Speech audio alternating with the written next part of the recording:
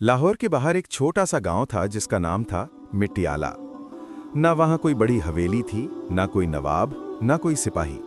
बस मिट्टी के घर थे, मिट्टी के चेहरे थे और मिट्टी जैसी जिंदगियां थीं जो हर रोज घिसती थीं, फिर भी किसी ना किसी तरह कायम रहती थीं। इस गांव में एक लड़की रहती थी। नाम था उसका नूरा।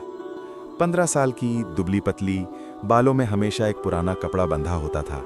हाथ काम से खुरदुरे हो गए थे, लेकिन आंखें ऐसी थीं जैसे किसी ने रात के आसमान से 2 सितारे उतारकर उसके चेहरे पर रख दिए हों। नूरा का कोई नहीं था। माँ मर गई थी जब वो 7 साल की थी। बाप 1 साल बाद किसी बीमारी में चला गया और अब वो अपने बीमार चचा गुलाम दीन के घर में रहती थी, जो ना उसे बेटी समझता था न रिश्तेदार, बस एक काम करने वाली समझता था। सुबह अंधेरे उठना, कुआं से पानी लाना, चूल्हा जलाना, खेत में जाना, वापस आना, रात को भूख से सो जाना, यही नूरा की जिंदगी थी। और नूरा ने कभी शिकायत नहीं की, कभी नहीं। गांव के एक कोने में एक बूढ़ी औरत रहती थी, बी अम्मा रहीमा। सब उसे बुढ़िया कहते थे। अकेली थी, बीमार रहती थी। उसका एक ही बेटा था जो कई साल पहले लाहौर कमाने गया था और फिर वापस नहीं आया। लोग बी अम्मा के दरवाजे पर खाना रख देते थे कभी कभी, लेकिन कोई अंदर नहीं जाता था सिवाय नूरा के। नूरा रोज शाम को अपने चचा की नजर बचाकर बी अम्मा के पास जाती, उनके पांव दबाती, उनके लिए पानी गर्म करती, उनके बालों में कंघी करती और बी अम्मा उसे पुरानी कहानियां सुनाती, मुगल दरबार की, बादशाहों की, परियों की। ये वो 1 घंटा था जब नूरा के चेहरे पर मुस्कुराहट आती थी। बाकी वक्त वो बस जिंदा रहती थी, मुस्कुराती नहीं थी। फिर वो मौसम आया जब गांव पर मुसीबत टूटी। बारिशें नहीं हुई, फसल जल गई, कुआं सूख गया और गांव में एक अजीब बीमारी फैलने लगी, बुखार, जो आता था तो जाता नहीं था। पहले बच्चे बीमार हुए, फिर बूढ़े। बी अम्मा रहीमा भी गिर पड़ी। नूरा ने देखा, बी अम्मा का बुखार तेज था, होंठ सूख गए थे, आंखें बंद थीं। गांव का हकीम कह गया था, एक खास जड़ी बूटी चाहिए, कोहे नूर की पहाड़ियों में मिलती है। 3 दिन का रास्ता है और वो भी सिर्फ रात को चुनी जाती है जब ओस पड़ती है, वरना असर नहीं करती। कोई नहीं गया। किसे वक्त था, किसे फिक्र थी एक बूढ़ी अकेली औरत की। लेकिन नूरा रात भर बैठी रही बी अम्मा के पास, उनका हाथ थामे, उनकी सांसें गिनती रहीं और सुबह होने से पहले उठ खड़ी हुई। नूरा ने अपने चचा को नहीं बताया। बताती भी तो क्या फायदा, वो रोकता, मारता, कहता किसी गैर के लिए जान देने की जरूरत नहीं। नूरा ने बस एक पुरानी चादर ली, एक छोटी सी पोटली में थोड़ा सत्तू बांधा और चल पड़ी, अकेली। 15 साल की लड़की, अंधेरी रात, अनजान रास्ता। पहली रात जंगल में गुजरी। दरख्तों की आवाजें आती थीं, दूर कहीं जानवर चिल्लाता था। नूरा रुकती थी, फिर चलती थी, डरती थी, फिर कदम उठाती थी। दिल में बस एक ही बात थी, बी अम्मा की सांसें रुकने से पहले पहुंचना है। दूसरे दिन पानी खत्म हो गया, सत्तू खत्म हो गया, पांव में छाले पड़ गए। एक जगह पत्थर से ठोकर लगी, घुटना छिल गया, खून निकला। नूरा बैठ गई, कुछ देर बैठी रही, फिर उठ गई। तीसरी रात पहाड़ी के दामन में पहुंची। हाथ कांप रहे थे, होंठ सूख गए थे, आंखों के सामने अंधेरा आता था, लेकिन ओस पड़ने लगी थी और ओस में वो जड़ी बूटी चमकती थी, छोटे छोटे पत्ते जिन पर रात की नमी मोतियों की तरह जमी होती थी। नूरा घुटनों के बल बैठ गई, हाथ से चुनती रही एक एक पत्ता, आहिस्ता आहिस्ता। आंसू गिरते रहे। क्यों गिरते थे ये वो खुद भी नहीं जानती थी।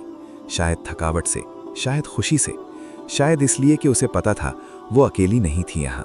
कुछ था, कोई था जो देख रहा था। वापसी का रास्ता और भी मुश्किल था, क्योंकि जाते वक्त उम्मीद थी अभी बूटी मिलनी है। आते वक्त सिर्फ डर था कहीं देर ना हो जाए। नूरा दौड़ती रही जितना दौड़ सकती थी, चलती रही जितना चल सकती थी, गिरती थी, उठती थी। चौथे दिन की सुबह वो गांव के दरवाजे पर थी, धूल में लथड़ी हुई, कपड़े फटे हुए, पांव लहूलुहान, लेकिन मुट्ठी बंद थी और मुट्ठी में वो जड़ी बूटी थी। नूरा सीधी बी अम्मा के घर गई, दरवाजा खोला, अंदर गहरी खामोशी थी। दिल एक लम्हे के लिए डूब गया, फिर बी अम्मा की खुरदरी सांस सुनाई दी। अभी थीं, अभी जिंदा थीं। नूरा के हाथ कांपने लगे। जल्दी से बूटी को पानी में उबाला, बी अम्मा के होठों से लगाया, एक एक कतरा, आहिस्ता आहिस्ता। बी अम्मा ने आंखें नहीं खोली।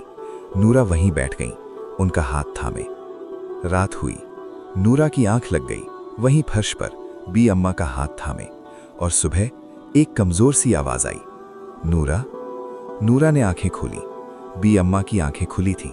बुखार उतर गया था, होठों पर हल्की सी नमी थी। बी अम्मा ने नूरा का चेहरा देखा, फटे कपड़े, लहूलुहान पांव, आंखों के नीचे काले हल्के। समझ गई। बोलने की कोशिश की लेकिन आवाज नहीं निकली, बस आंखों से आंसू निकले। और नूरा ने धीरे से कहा, बी अम्मा, रोना नहीं, आप ठीक हो गई, बस यही काफी है। गांव को पता चला तो लोग हैरान हुए।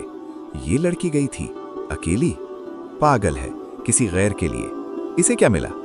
नूरा ने कुछ नहीं कहा, लेकिन एक बूढ़े ने, जो गांव का सबसे समझदार शख्स था, सबको जमा किया और कहा, इस लड़की ने जो किया वो हम में से कोई नहीं कर सकता था। ये गरीब है, यतीम है, अकेली है, लेकिन इसके दिल में जो दौलत है वो किसी नवाब के खजाने में नहीं।